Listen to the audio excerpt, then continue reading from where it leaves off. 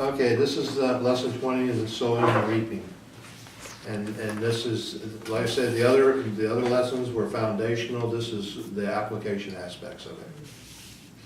Up to this time, the lessons in this course of study have dealt with the sowing of seed, constructive thinking, quiet meditation, living in the now, learning to have the proper appreciation for the self within, letting the self express, depending upon oneself, being oneself all the time, controlling the emotions, practicing non-resistance in our feelings, giving freely, establishing the right kind of faith, reinforcing this faith with enthusiasm, kindling it with the creative power of love, realizing that one is in his right place, realizing his purpose is to develop the divine within, learning that service is what one is, and choosing one's words with care, for they are creative.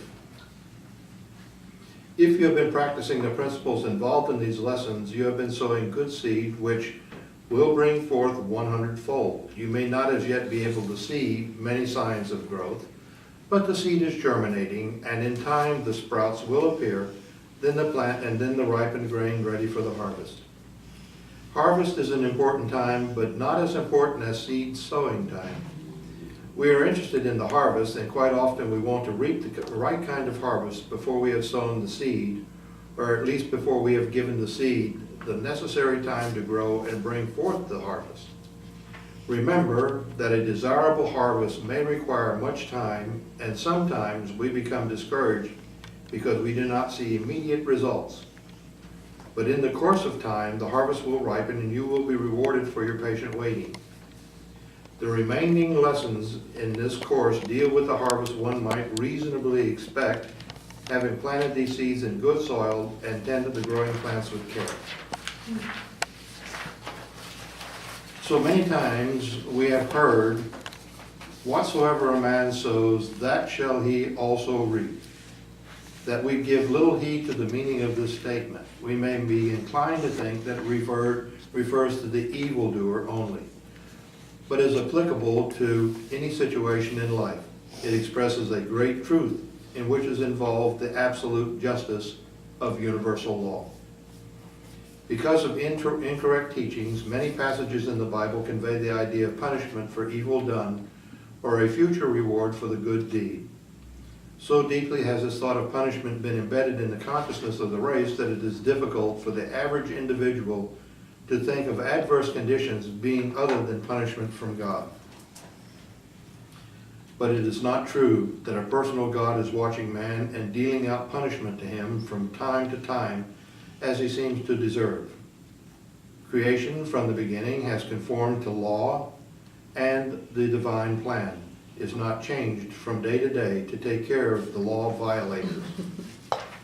So nicely has the entire plan been adjusted that violation of the law brings its own punishment. The divine plan is ever toward perfection, a more perfect world, a more perfect humanity, a more perfect individual, and all creation must move in accordance with the law, or friction and disaster result.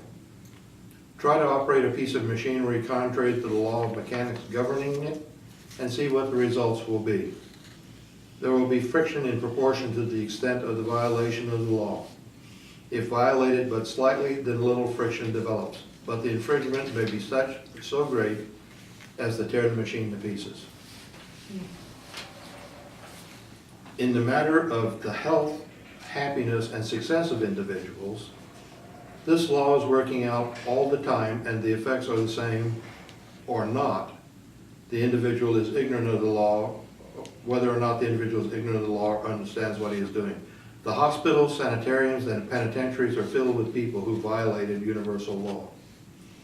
Education is needed along this line to teach people that all manifestations are but results, and that the cause producing the result reaches back much further than any particular deed committed, back to the thought out of which grew their action. When our educational systems teach the power of thought, the thoughts are cherished in the mind until they become feelings, and then come into manifestation. Then we may hope for the diminishment of crime and disease. According to old teachings, everything seemed a matter of chaos, a matter of chance, I'm sorry. A child might be sweet and good, but it is always a matter of speculation as to its future, and the child was as much in the fog as anyone else, having no North Star to point the way. No one really wants to make mistakes, bringing himself trouble and distress, but in his seeding what seems to be his good, he is likely to make a mistake and take the wrong path. He is ignorant of the law. He may understand that wrong deeds will produce wrong results, but he does not understand that the beginning is in the thought which he permitted himself to entertain, and which finally attached to itself other thoughts of the same character, becoming an idea and finally developing into a consciousness which was forced to come into expression. Therefore, what we think, so it shall be, is what it boils down to. And the energies that you put out, the thoughts you put out, will draw the same energies and thoughts to you. So if you have a negative approach, you draw negative to you. And though it's not easy, endeavor to be positive. If you can't do positive, be balanced. Can I just say something? Yeah. Because a lot of times, one of my big pet peeves with, like they were saying in the beginning about, it's all punishment. Karma seems to be, people understand it as geared towards, the evil you've done and all that. But I believe as well, and I've heard this stated through lots of books and stuff, that there are those who, like physical disabilities or mental illness or other kind of challenges, they've given themselves coming in. Yeah. Because they want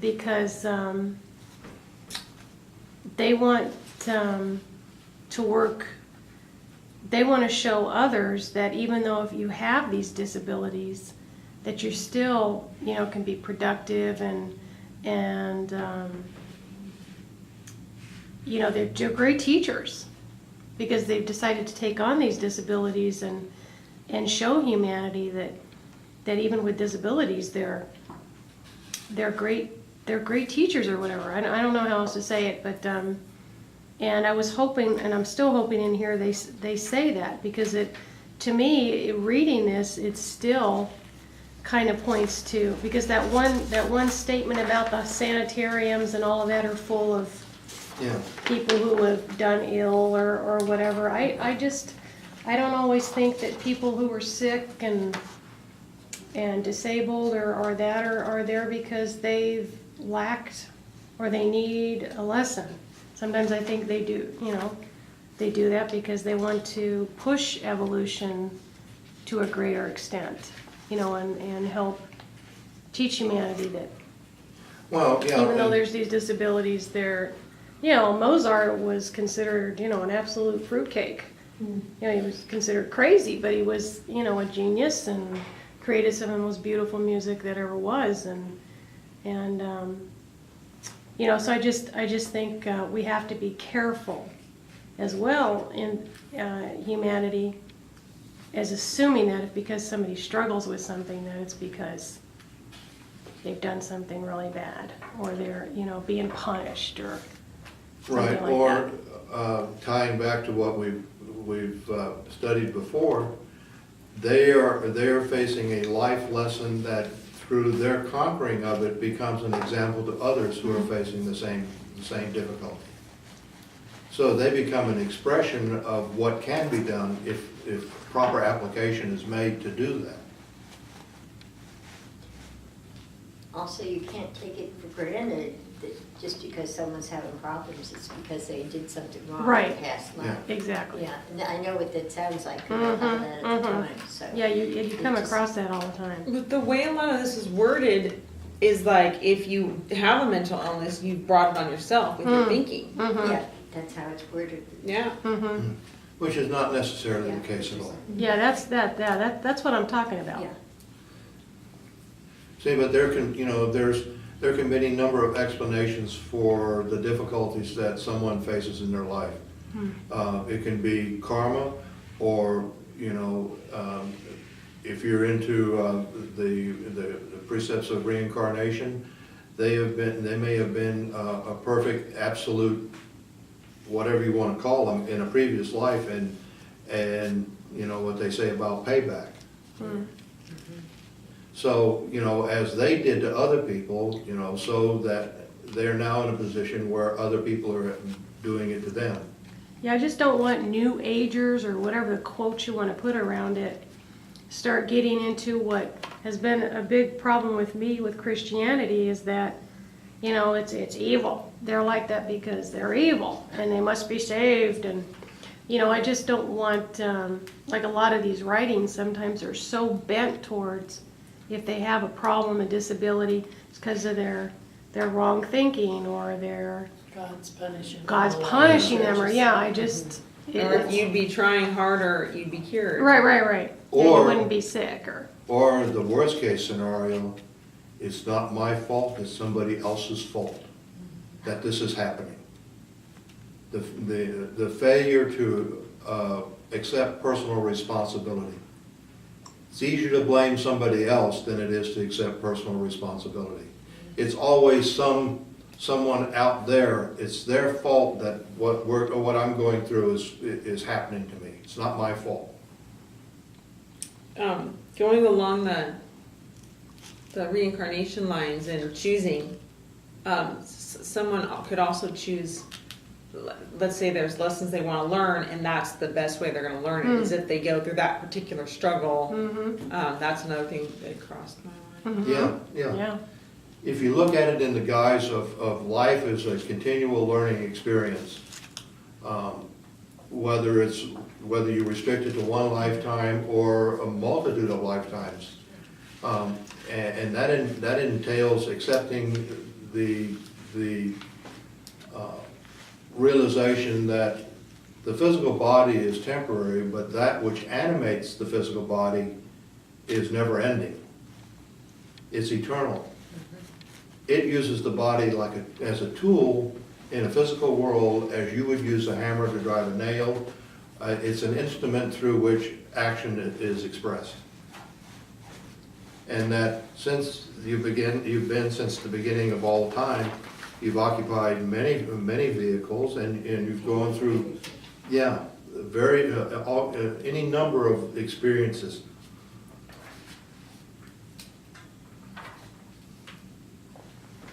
But I agree with what you're saying, though. Just because someone's having a hard life doesn't mean that they were really a rotten person, or they did something really bad last lifetime. Yeah, it could be any number of circumstances. Right. Any number of circumstances. But we aren't to judge. Yeah. I mean, that's the main thing. Right, We're yeah, not to judge. make Yeah. assumptions, yeah. Yeah, let the judgment falls on the other person. They pass their own judgment. Yes. Sometimes that's worse than somebody else's judgment. Yeah, definitely. Okay, moving on. Many would be horrified if someone suggested that they would ever commit certain acts. Their whole being revolts at such an idea, and yet they are not adverse to letting their thoughts run along those channels. If continued long enough, they will produce the exact experiences which in the beginning were abhorred. Emphasis has always been placed upon the act rather than upon the thought producing the act. If the farmer wishes to destroy the weeds in his field, he does not cut them off above the ground, for if he does, they will spring up again. He pulls them up by the roots. So if society punishes the criminal without teaching the youth the importance of right thinking, it may expect crime to continue. And not only society, but also the family unit. If there's no family unit to instill the proper attitudes, what can you expect? And unfortunately, in today's world, permissive attitudes are more prevalent than they ever were before. Those in authority in government and business affairs do not seem to understand this principle, for many intelligent and educated people who stand high in their communities seem to believe that if they can transact an unfair business deal and not be detected in it, everything is all right. If they escape punishment under the law and do not suffer in their standing in society, they give the matter no further thought. They place no importance on the seed they have planted, which in time, somewhere, somehow, will bring forth fruit after its kind. This law of sowing and reaping, cause and effect, so balances the universe that it is kept in perfect equilibrium. It holds true equally on the physical, mental, and spiritual planes. It is easy for us to recognize the operation of this law in our affairs when we are successful. Then we review our days of diligent effort, our studious habits, and congratulate ourselves on the fact that now indeed we are reaping the results of our sowing. But when the day of adversity overtakes us, we can find many reasons for our failure, none of which have any connection with our own past thoughts or actions. Someone or something is always responsible for our trouble. If health is failing to manifest, the law holds good. Or if health is failing to manifest, the law holds good. Somehow, in some way, the law has been violated and we're getting the reaction. In the case of failure in business, the same holds good. Back someplace is a broken law that has thrown the entire undertaking out of poise. It is easier to recognize the operation of this law in the lives of others than in our own. We can see that our neighbor is reaping the results of his own folly, but it is difficult to acknowledge this truth when applied to our own life and affairs. And yet, it is true, and only as we become honest enough to acknowledge this truth and abide by it, in our judgment of ourselves as well as in our judgment of others, will we begin to be careful of our planning. When one becomes conscious of the exactness and validity of this law, he finds himself standing on a firm foundation. For him, chance ceases to exist. There is no possibility of a particular line of thought bringing about any one of a number of different results. Only one result is possible. He knows that thinking along a given line will in time produce a given feeling, which will later come into manifestation in his environment and affairs. If one understands this law, he has a fairly simple problem before him. Wishing certain results in life, he brings his thoughts into line, knowing that if he persists in controlling his thoughts and entertaining the kind he wants until they germinate as feelings, cultivating these feelings as directed to the preceding lessons, his harvest is absolutely assured. Man has the liberty to do whatever he chooses to do, but the thing he chooses to do carries with it its reward or punishment. There is nothing truer than the law of sowing and reaping. One is free to sow all the seeds of tares he may see fit, but he will reap tares. In the realm of sowing, man has absolute freedom. But in the realm of harvest, man is an abject slave. There is no choice whatever with respect to the harvest. The choice is only with respect to the sowing. The desire for the harvest should be the thing that determines the choice in the sowing. What's a tear? Yes, it is. A tare is a measure Oh, okay. of quantity. But he says oh, okay. Thank you. Mhm. Therefore, before you select seed and before you sow a given kind of seed, think the matter over and determine what the harvest is going to be and find out whether or not you want that kind of harvest. For after you have sown the seed, it will be too late. There is no choice in the harvest. In the matter of self-unfoldment, we ignorantly or carelessly fail to give proper consideration to what we sow. Hence, when the harvest comes and we find that it is not what we want, then we may pity ourselves because of the undesirable harvest that we reap. That is one of the lessons we have to learn, to know how to select seed and how to sow. Take the statement of my thoughts are the seed, and knowing that they are a seed will produce a harvest. Be careful what you think. So I have comment on. Yes, ma'am. Good. So one of the main things that I've had to learn in life is that I got to where I was afraid to sow any seeds. Yeah,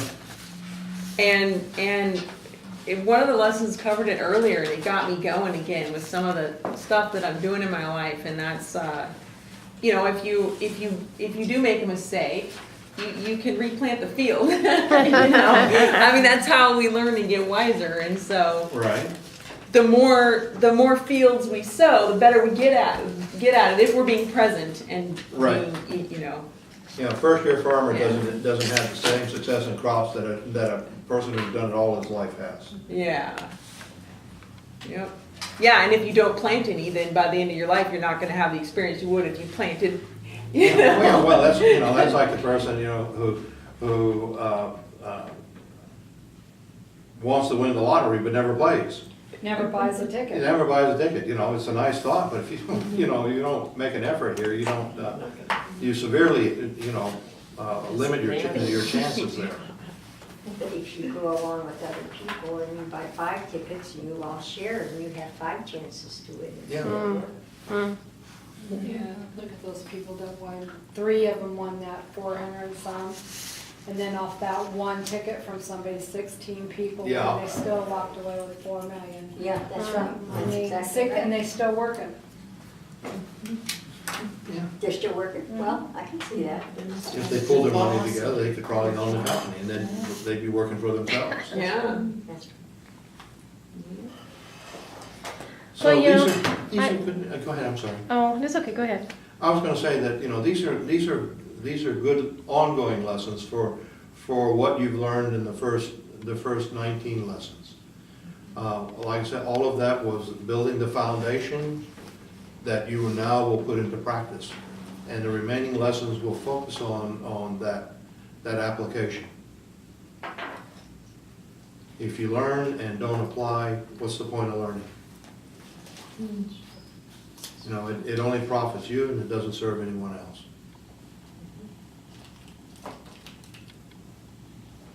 Like with me, I have my minor accomplishments in life. I can order a beer in Swahili. I figure if I can do that, I can get by pretty much anywhere. That's what he is alive. Well, see, and He lived there. that's one of the things that I'm trying to get better about too. I don't know if it's true for anybody else, but trying not to be so serious. Trying to also enjoy life. And I watched this documentary last night. It's called The Four Seasons Lodge, and it was these group of people who had survived through concentration camps with Mendel and was it Mendel? Mengele. Mengele and all the others, and they'd get together every year and they just hang together, and they're all getting up really up there in age, but the things that they kept talking about after everything they had saw was just playing, because they just had so much horror in their life, and just not being so serious and playing and realizing that life is also about having fun and enjoying yourself. And that's something for me that's tough, because I always take it so serious. Got to stick to your nose to the grindstone, and so that's something that just playing and enjoying yourself, and I know a lot of these lessons are, to me, they're really worded really hardcore, and I understand that. I understand why they're like that. And maybe I missed the lesson. Maybe that's when we went camping, where there was the lesson about also enjoying yourself and have fun. The creative ones talk about play, I think, kind of. Okay. Yeah. See, I'm just probably not hearing it. It's And I need to. What is play? It's a release of energy, right? In a positive way. Mhm. That's what it It's is. not always taking everything so seriously, not taking life so seriously all the time, and enjoying yourself, and that you're here to, find joy as well. besides all the other things, you know. Well, what was that Does that one- make sense? That one Star Trek movie where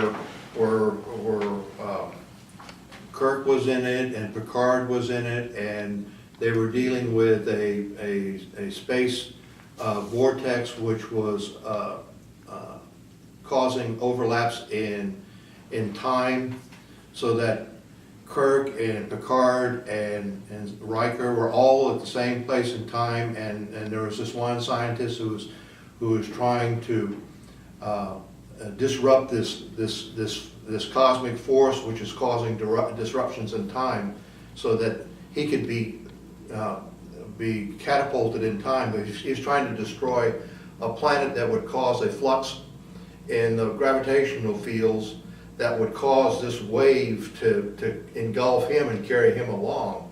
And in the conflict that ensued, trying to stop this guy, you know, Kirk, all his life, you know, serious, you know, always serious and whatnot.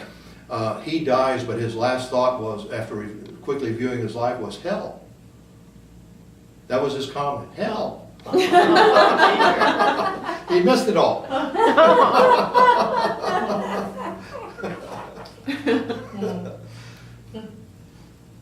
I think of play as part of taking care of yourself. Yeah.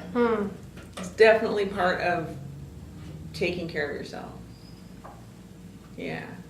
Well, you know, that joyful abandonment, like kids, I think kids are really good teachers sometimes too, and that they're just able to go off and trip out on a seashell for an hour. You know what I mean? It's stuff like that. Oh, you trip just- on bugs. Well, I do. Yeah. But like just, you know, Yeah, that's the same thing. getting up and going somewhere and just doing something or, Yeah, doing something. just Yeah. for fun. And we had Yeah. a neighbor brought over some ladybugs, and Sparrow was Ladybugs. she was spreading them in the garden. They were crawling all over her hands and whatnot. She was just like a little kid with them, you know. hundreds of them. I think he was creeping out a little bit, but Well, you yeah, know, like hundred, you know, like just crawling all over me. And I was like, it's just They're fine with him. Yeah. Yeah, I took like what, an hour doing it. John probably just would have went out there and set it out there and let them all fly. But I'm like putting them here, putting them there. you know, like, you know, In the each one had its basket. little place, you know. Yeah, you gotta spread them out so they don't, you know. The only thing she didn't do was name them. Yeah. Oh, come on, you named one. I did. I kept checking the water though to make sure they weren't drowning. Yeah, yeah. I'd pick them up from the water and think, no, you gotta go over here. But yeah. I would have put little boats in there to make sure they had something to climb on. Should have thought of it. I put sticks in the water all the time so bugs don't drown. Yeah, exactly. I do. Give them something to climb out of. I do all the time. Yeah. Yeah, that's their little water fountains. I got all their little water things. So you're supposed to water the bugs. The bugs take care of the birds. And But It does work anyway, for it's good to have that release. It's a release. See, before I met Sparrow, I didn't hardly laugh at all because, you know, I was hardcore and with the philosophy of being balanced. And balanced was control, personal control of my feelings, my emotions, my energies, recognizing what could be, the havoc that could ensue with just having a thought that was not well grounded. I was gonna say a chuckle. They're dangerous. Oh, yeah. Yeah, Chuckle eats good chocolate, and I think that's a cereal. yeah, they said they knew he was in love because he wore colored shirts. 'Cause he just always wore black. Yeah. Black and jean, black and jean, black and jean. So they knew something was up when he wore a blue shirt one day. Yeah, that just blew the whole thing. That's funny. Oh, that's funny. Well, anyway, I think unless anyone has any further comments or whatever, I think that pretty much takes care of it. And we did quite a bit today, we covered quite a bit. They were good lessons. And, next lesson, next time will be from, I think it's gonna be from 11 to 1, and because they need the room at 1. Okay. And if there's. Candy, are you gonna make it? You gonna be Oh, able to? yeah, I have Oh. Saturdays off. I just had to redo from Thursday